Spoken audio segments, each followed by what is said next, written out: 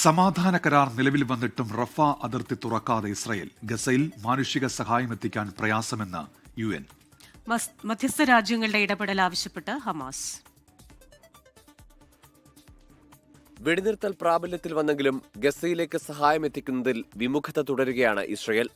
റഫ അതിർത്തി തുറക്കണമെന്ന ആവശ്യം ഇസ്രയേൽ കണ്ടില്ലെന്ന് നടിക്കുകയാണ്. വെടിനിർത്തലോടെ ഗസയിലേക്ക് മാനുഷിക സഹായം എത്തിക്കാൻ സാധിക്കുമെന്ന പ്രത്യാശയിലായിരുന്നു സന്നദ്ധ സംഘടനകൾ. എന്നാൽ റഫ അതിർത്തി അടച്ചിടാനുള്ള ഇസ്രയേൽ തീരുമാനം തിരിച്ചടിയായി. ഗസയിലേക്ക് സഹായങ്ങൾ എത്തിക്കാൻ വലിയ ബുദ്ധിമുട്ടാണ് അനുഭവപ്പെടുന്നതെന്ന് UN തന്നെ വ്യക്തമാക്കുകയും ചെയ്തു. ഇതിന് പിന്നാലെയാണ് റഫ അതിർത്തി തുറക്കണമെന്നും മാനുഷിക സഹായം എത്തിക്കുന്നതിന് അനുവദിക്കണമെന്നും ആവശ്യപ്പെട്ട് ഹമാസ് രംഗത്തെത്തിയത്. മധ്യസ്ഥ ചർച്ചകൾക്ക് നേതൃത്വം വഹിച്ച രാജ്യങ്ങളും UN-ഉം വിഷയത്തിൽ ഇടപെടണമെന്നാണ് ഹമാസിന്റെ ആവശ്യം. സമാധാന കരാർ പ്രകാരം റഫ അതിർത്തി കഴിഞ്ഞ ബുധനാഴ്ചയെങ്കിലും തുറക്കണമെന്നായിരുന്നു. എന്നാൽ ഈജിപ്തുമായുള്ള നടപടിക്രമങ്ങൾ തുടർന്നു വരികയാണെന്നും ഇതിനുശേഷം മാത്രമേ അതിർത്തി പൂർണ്ണമായും തുറക്കാനാവൂ എന്നുമാണ് ഇസ്രയേലിന്റെ നിലപാട്.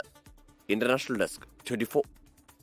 ലോകത്തെവിടെയായാലും ഏത് സമയത്തും 24 വാർത്തകളും ഓഗ്മെന്റഡ് റിയാലിറ്റി പാക്കേജുകളും എക്സ്പ്ലെയിനറുകളും വിശദമായി കാണാൻ ഞങ്ങളുടെ YouTube ചാനൽ നിങ്ങൾക്ക് സബ്സ്ക്രൈബ് ചെയ്യാം.